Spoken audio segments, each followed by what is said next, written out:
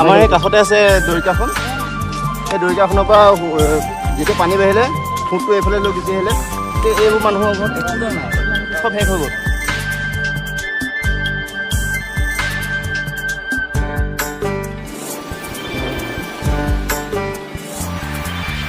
কেউফালে গুজৰি গুমৰি আহিলে বান উটুৱাই নিলেহি গাঁওখন সুখৰে ঘৰখন। পলকতে উটি গ'ল গোহালিৰে গৰুহাল, পলকত নিয়তিয়ে মোক কৰিলে কঙাল।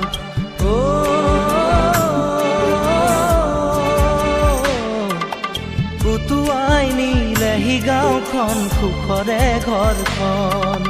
কেউফালে গুজৰি গুমৰি আহিলে বান উটুৱাই নিলেহি গাঁওখন